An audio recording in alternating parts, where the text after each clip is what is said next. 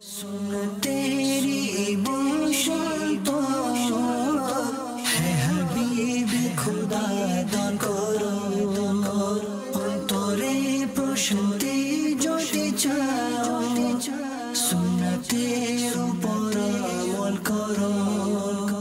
আলহামদুলিল্লাহি রাব্বিল আলামিন ওয়াসসালাতু ওয়াসসালামু আলা সাইয়্যিদিল মুরসালিন আম্মা বা'দ فأعوذ بالله من الشيطان الرجيم بسم الله الرحمن الرحيم الصلاة والسلام عليك يا رسول الله وعلى آلك وصحابك يا حبيب الله الصلاة والسلام عليك يا نبي الله وعلى آلك وصحابك يا نور الله।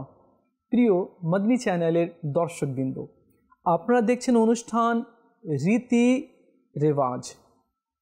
আমাদের সমাজে রীতি রেওয়াজ কিছু এমন শুরু হয়ে গিয়েছে যা কোরআন ও হাদিসের একেবারে বিপরীত রয়েছে।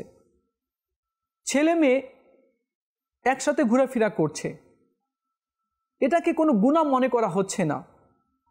স্কুল হোক, কলেজ হোক, ইউনিভার্সিটি হোক, মার্কেটে হোক, মাঠে হোক, বেগানা পুরুষ বেগানা মহিলা তারা একসাথে মিলামিশা করছে, ঘোরাফেরা করছে, কথাবার্তা বলছে। এটাও কিন্তু একেবারে বাজে রীতিনীতি রয়েছে, আর এই সমস্ত কাজ জাহান্নামে নিয়ে যাবার মতো কাজ রয়েছে। হ্যাঁ, আজকে যে আমরা বিষয় নিয়েছি তা হচ্ছে নারী পুরুষে অবাধ মেলামেশা। এই যে একেবারে নির্দ্বিধায় তারা মেলামেশা করছে, কথাবার্তা বলছে, ফোনে কথা বলছে, ভিডিওতে কথা বলছে, এগুলো নাজায়েজ, হারাম এবং জাহান্নামে নিয়ে যাবার মতো কাজ। আজ হাজারো এমন যুবক রয়েছে এবং হাজারো এমন যুবতী রয়েছে যারা এটা জানেই না কি এটা হারাম, বড় গুনাহ আর জাহান্নামে নিয়ে যাবার মতো কাজ, জানেই না, অথচ এভাবে করে বেপর্দাভাবে চলাফেরা করছে আর এভাবে করে গার্লফ্রেন্ড বয়ফ্রেন্ড এভাবে বানিয়ে রেখেছে। মনে রাখবেন, ইসলামের মধ্যে এই সমস্ত গার্লফ্রেন্ড বয়ফ্রেন্ড বানানো কোনো বিধান নেই, এটা নাজায়েজ, হারাম। চলুন আমরা আরও জানার পূর্বে আমরা দরুদ শরীফের একটু ফজিলত জেনে নিই। আমাদের নবী সাল্লাল্লাহু আলাইহি ওয়াসাল্লাম ইরশাদ করেছেন যে যে ব্যক্তি আমার উপরে সকালে 10 বার এবং সন্ধ্যায় 10 বার দরুদ শরীফ পাঠ করবে তো আমি কিয়ামতের দিনে তার সুপারিশ করব। সাল্লু আলাল হাবিব সাল্লাল্লাহু তাআলা আলা মুহাম্মদ সাল্লাল্লাহু আলাইহি ওয়াসাল্লাম। প্রিয় ইসলামী ভাইরা, হাদিসে পাকের মধ্যে আছে কি কোনো পুরুষ যদি বেগানা মহিলার উপরে দৃষ্টি পড়ে যায়, একবার অনিচ্ছায় যদি পড়ে যায় তাহলে ক্ষমা আছে, কিন্তু বারবার দেখা এটা গুনাহ এবং তার চোখের মধ্যে জাহান্নামের আগুন ভরে দেওয়া হবে। তো যদি কেউ দেখে এইভাবে করে, খারাপ নিয়ত তো আছে এবং বারবার দেখছে, তাহলে তার চোখের মধ্যে জাহান্নামের আগুন ভরে দেওয়া হবে।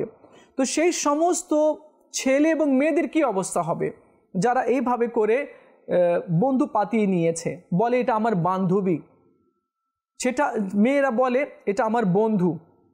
তো ইসলামের মধ্যে এভাবে মেলামেশা করা, তারপরে গার্লফ্রেন্ড বয়ফ্রেন্ড বানানো এটা নিষেধ রয়েছে। শুধুমাত্র অন্তরের পর্দাই যথেষ্ট। ভাই, আমার অন্তর ভালো আছে, বাবাও মাঝে মাঝে বলে, বা ঘরের যে মা আছে মাও বলে, আরে বেটি অন্তরের পর্দা বড় পর্দা। বাবা বলে, আরে আমার বোন অন্তরের পর্দা বড় পর্দা। এমন বলা কিন্তু বড় গুনাহের কাজ রয়েছে।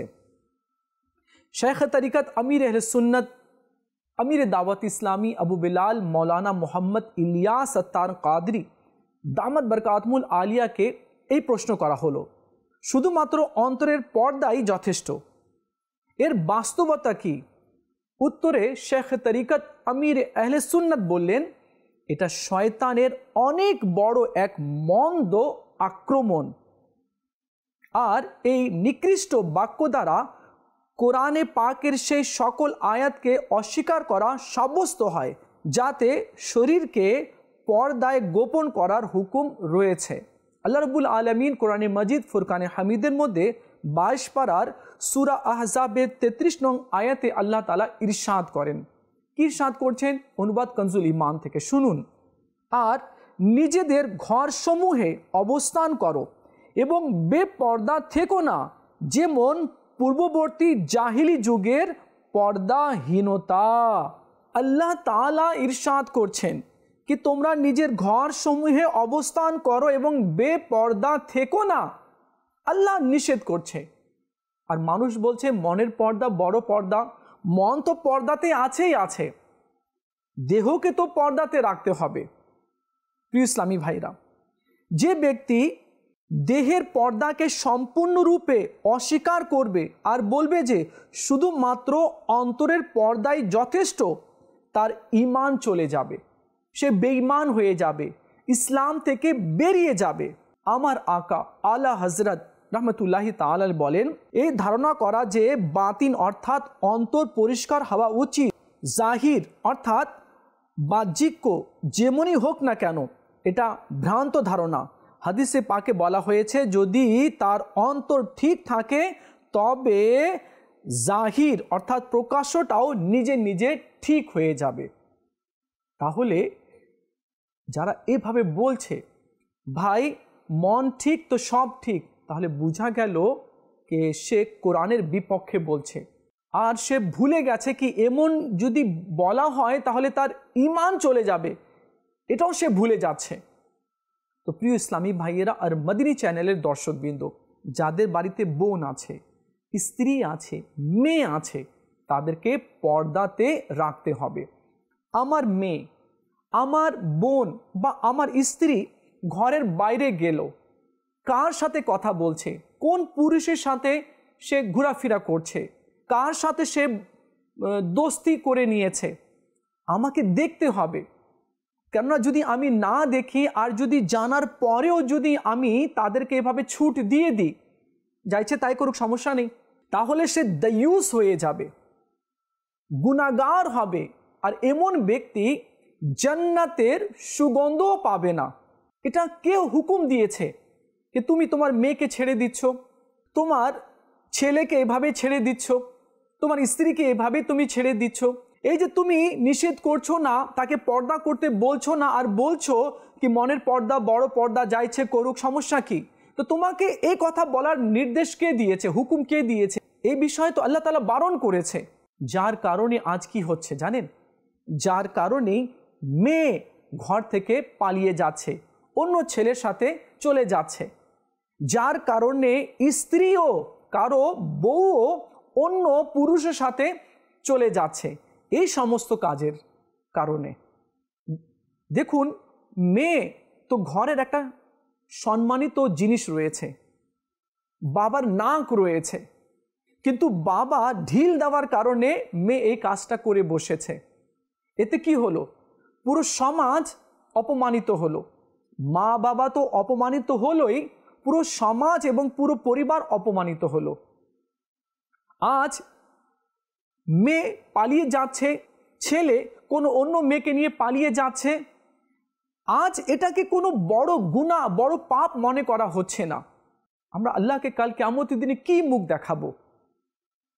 এই কারণে তো এই সমস্ত বিবাহ বেশি দিন টিকে না। হয়তো 1 বছর, নাহলে 6 মাস, নাহলে 3 মাস, নাহলে 2 বছর, এরপরে ভেঙে যায়, তালাক হয়ে যায়। কিন্তু মা বাবা এবং ফ্যামিলিগতভাবে যে মেয়ে ছেলেদের বিবাহ দেয়, দেখে শুনে এই বিবাহের মধ্যে টিকসই রয়েছে, বরকত রয়েছে। কেননা শুরুতেই সে হারাম কাজ করলো, এক অপর মেয়ের সাথে সে দোস্তি করে নিল, কথাবার্তা বলছে, ভিডিওতে কল করে কথা বলছে, এটা তো হারাম আর জাহান্নামে নিয়ে যাবার মতো কাজ রয়েছে। কিছু মেয়েরাও রয়েছে, তারাও এভাবে বেপর্দাভাবে চলে, বোরকা পরে না, বেপর্দাভাবে চলে। তো তার কারণে কত শত শত যুবক নষ্ট হচ্ছে, তারাও গুনাহের ভাগী হচ্ছে। আমাদেরকে এই দিকে লক্ষ্য রাখতে হবে। আজ বিশ্বব্যাপী এবং আল্লাহ পাকের নিকট সবচেয়ে বেশি পছন্দনীয় ধর্ম ইসলাম। জীবনের প্রতিটি পদক্ষেপে আমাদের পথ প্রদর্শন করে থাকে। ইসলাম আমাদের সম্মানের সহিত চলতে শেখায়। ইসলামী শিক্ষার উপর আমল করা আল্লাহ পাকের সন্তুষ্টির উপায়। ইসলাম উত্তম স্বভাব এবং লাজ লজ্জাকে সম্মান দেয়। ইসলাম গুনাহের পথ বন্ধ করে দেয়। ইসলামেই মহিলাদেরকে পর্দায় রেখে সম্মান ও নিরাপত্তাকে নিশ্চিত করে। ইসলাম নারী পুরুষের দৃষ্টিকে নিচের দিকে রাখার শিক্ষা দেয়। ইসলাম নির্লজ্জতা, বেপর্দা, অশ্লীলতা, কুদৃষ্টি এবং অপকর্ম থেকে দূরে থাকার আদেশ দেয়। ইসলাম দিচ্ছে, আমি বলি আমার নাম মোহাম্মদ অমুক, আমি অমুকের ছেলে, তো আমি তো নিজের নামের পূর্বে মোহাম্মদ রেখেছি আর আমি জাহির করছি কি আমি মুসলমান আছি, আমি প্রকাশ করছি কি আমি মুসলমান আছি। কোনো মুসলমান কি কোরআন ও হাদিসের বিপক্ষে চলতে পারে? আজ জানি না কেন এমন হচ্ছে। আজ ফেসবুক হোয়াটসঅ্যাপের মধ্যে যা অবস্থা হয়েছে, কোথাও বিবাহ হচ্ছে, বেপর্দাভাবে মেয়েরা আছে, কোন একটা ছেলে আসলো সেলফি নিয়ে নিল আর বেপর্দা মেয়েদের ছবি এভাবে ভাইরাল করে দিল। তো যারা যারা দেখছে তারা তো গুনাহগার হচ্ছে, এবং যত মানুষ দেখেছে এই সমস্ত গুনাহের ভাগীদারি ওই ব্যক্তি হলো যে এই ছবিটা পোস্ট করেছে, ভাইরাল করেছে। কি মোবাইল হাতে চলে এসেছে তার ভিডিও করে এভাবে ভাইরাল করে দিচ্ছে বা এভাবে পোস্ট করে দিচ্ছে। তো যারা যারা দেখছে তারা গুনাহগার হচ্ছে।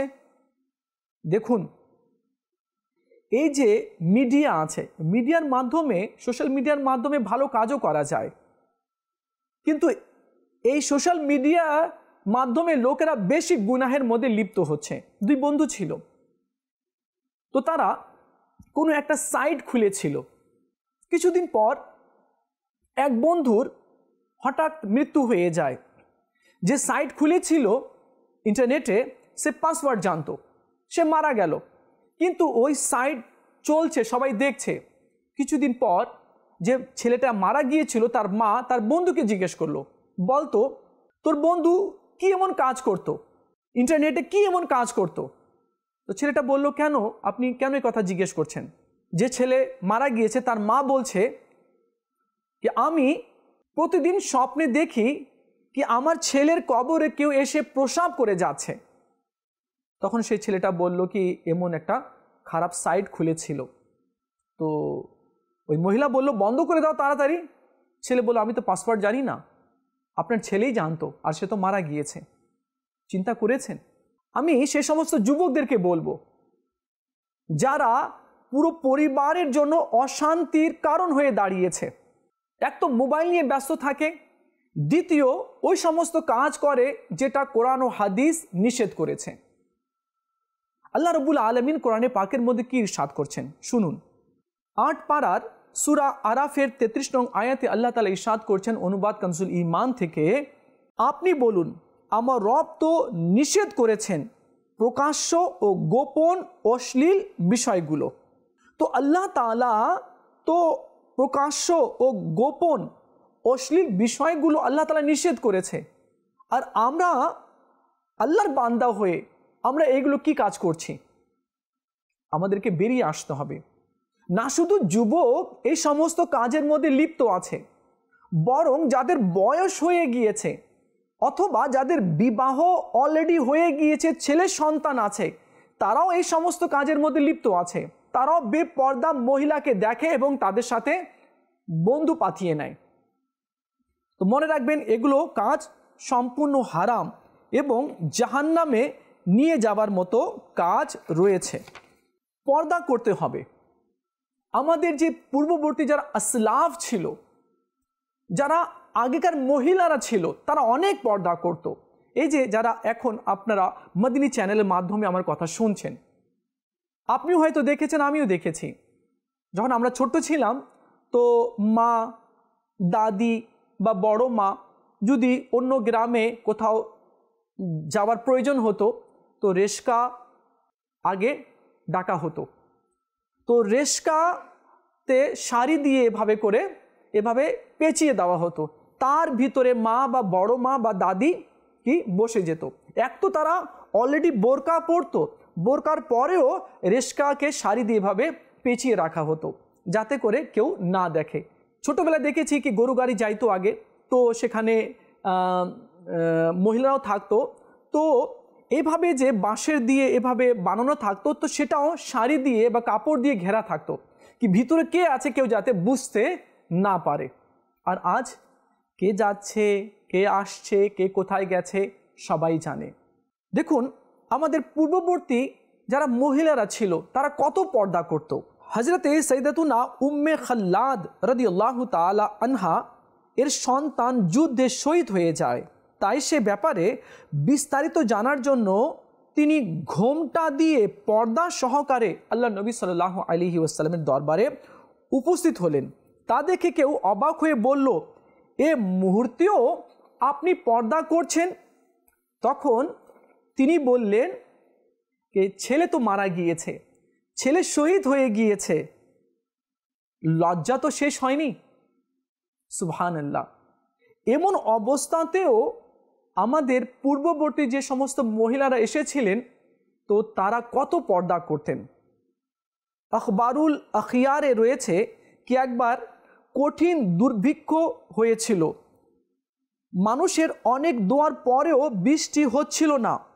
হজরতে সৈয়দনা বাবা নিজামুদ্দিন আউলিয়া রহমতুল্লাহি তাআলা আলাইহি নিজের আম্মা জানের কাপড়ের একটি সুতা নিলেন আর নিয়ে আল্লাহ তাআলার দরবারে দোয়া করলেন, মওলা করিম, আমার মা কখনো বেপর্দাভাবে চলেনি, আমার মাকে কখনো কেউ বাইরের লোকেরা দেখেনি, মওলা করিম তুমি আমার মায়ের এই কাপড়ের সুতার ওসিলায় তুমি বৃষ্টি দিয়ে দাও। সঙ্গে সঙ্গে বৃষ্টি শুরু হয়ে গেল। তো আগেকার যে সমস্ত মহিলারা ছিল তারা অনেক পর্দা করত। আমাদের উচিত হবে যাতে করে আমরাও নিজের দৃষ্টিকে, যারা আমরা পুরুষ আছি, আমরাও যাতে নিজের দৃষ্টিকে একটু নত রাখি।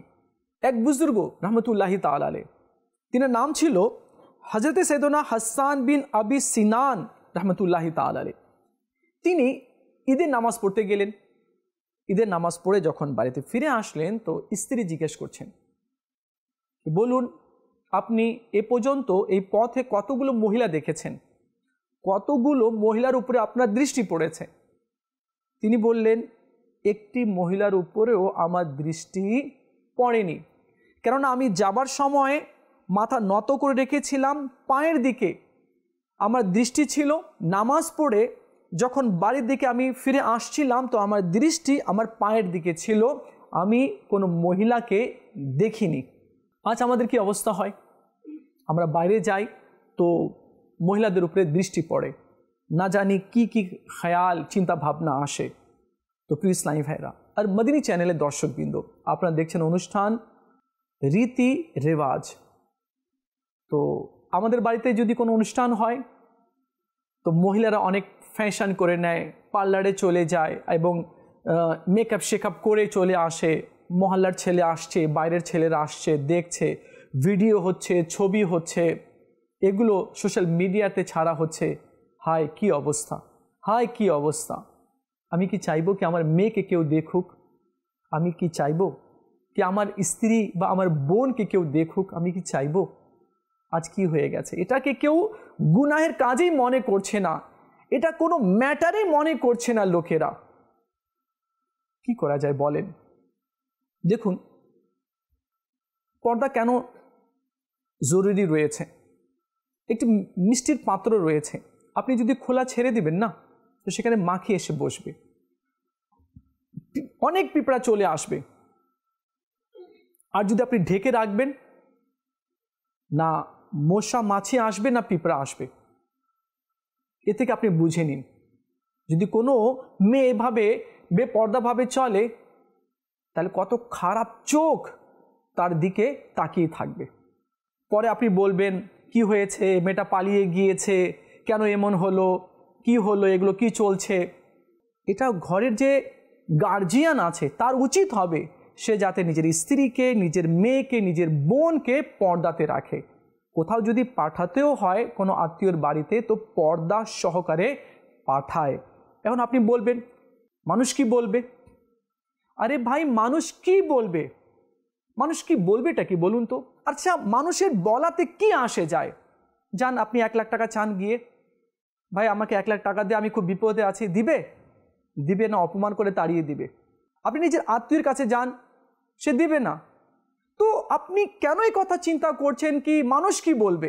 আরে মানুষ কি বলবে? মানুষ যে মানুষ ভালো হবে, যে মানুষ সৎ হবে, নেক হবে, আল্লাহওয়ালা হবে, সে বলবে সুবহানাল্লাহ, খুব ভালো, আল্লাহর হুকুম পালন করছে, তারা ভালো বলবে। আর যারা মন্দ, বাজে, নিকৃষ্ট লোক হবে, তারাই বলবে এগুলো কি বোরকা পরেছে, হ্যাঁ এগুলো কি পর্দা করেছে, এগুলো বাদ দাও। যারা বাজে স্বভাবের লোক হবে তারাই এই সমস্ত কথা বলবে। আর যারা ভালো স্বভাবের আল্লাহওয়ালা হবে তারা বলবে সুবহানাল্লাহ, খুব ভালো, এই পরিবারের লোকেরা খুব ভালো, পর্দা করে। দেখুন, পর্দা করার দ্বীনি ও দুনিয়াবি উপকারিতা কি রয়েছে? কোনো মেয়ে যদি পর্দা করে তো এর উপকার কি রয়েছে? পর্দা আল্লাহ এবং তার প্রিয় হাবিব সাল্লাল্লাহু আলাইহি ওয়াসাল্লামের সন্তুষ্টি অর্জন করার একটি মাধ্যম। আমার মেয়ে, আমার মা, আমার স্ত্রী, আমার বোন যদি পর্দা করে চলে, আমিও যদি নিজের দৃষ্টিকে নত রাখি, তাহলে আমার উপরে অথবা আমার ফ্যামিলিদের উপরে আল্লাহ এবং তার রাসূল খুশি হবে। এখন বলুন, আল্লাহ এবং তার রাসূল যদি কারো উপরে খুশি হয়, তার কি কোনো কষ্ট হবে, বিপদ হবে, বালা আসবে, মুসিবত হবে, অপমৃত্যু হবে, খারাপ মৃত্যু হবে, কবরে কি আযাব হবে, জাহান্নামে কি নিক্ষেপ করা হবে? না, হবে না। যার উপরে আল্লাহ এবং তার রাসূল রাজি হয়ে গেল, সমস্ত কায়নাত তার হয়ে গেল। নাম্বার 2, পর্দা ঈমানের নিদর্শন। ইসলামের রীতিনীতি এবং মুসলমান মহিলার পরিচয়। সুবহানাল্লাহ, মুসলমান মহিলার পরিচয় কি? সে পর্দা করবে। পর্দা লজ্জা ও শরমের নিদর্শন এবং লজ্জা আল্লাহ পাকের অনেক পছন্দ। পর্দা মহিলাদের শয়তানের অমঙ্গল থেকে নিরাপদ বানিয়ে দেয়। পর্দা মানে বোরকা পরেছে, পর্দা করেছে, এই পর্দাটাই মহিলাদের শয়তানের অমঙ্গল থেকে বাঁচিয়ে নেয়। লজ্জাশীলা এবং পর্দাশীলা মহিলাকে ইসলামী সমাজে অনেক সম্মান ও মর্যাদার দৃষ্টিতে দেখা হয়। আপনি বলুন, যে মহিলা, যে মেয়ে পর্দা করে চলে, তার সুনাম কিন্তু হয়। লোকেরা না চাইলেও বলতে বাধ্য হয়ে যায়, না আসলে এটা খুবই ভালো, না আসলে ওই পরিবারের মেয়েরা খুবই ভালো, পর্দা করে। আমি কোনোদিন তাদেরকে বেপর্দা অবস্থায় দেখিনি। খারাপ থেকে খারাপও যদি মানুষ হয় না, যদি সে প্রশংসা নাও করতে চায়, তারপরেও তার মুখ থেকে প্রশংসামূলক শব্দগুলো বেরিয়ে আসে। পর্দা মহিলাকে খারাপ দৃষ্টি এবং ফিতনা থেকে নিরাপদে রাখে আর গুনাহের পথ থেকে বিরত রাখে। মহিলাদের পর্দার মাধ্যমে সমাজে বিশৃঙ্খলা সৃষ্টি হয় না এবং সমাজে নিরাপত্তা ও শান্তি অব্যাহত থাকে।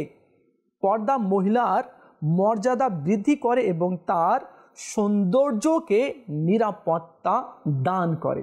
সুবহানাল্লাহ। তো প্রিয় ইসলামী ভাইরার মদিনী চ্যানেলের দর্শকবৃন্দ, আপনারা দেখছিলেন অনুষ্ঠান রীতি রেওয়াজ।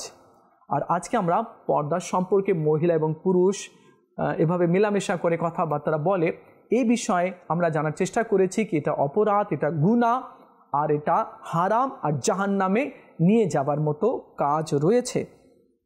আল্লাহ আমাদের সবাইকে বোঝার তৌফিক দান করুক।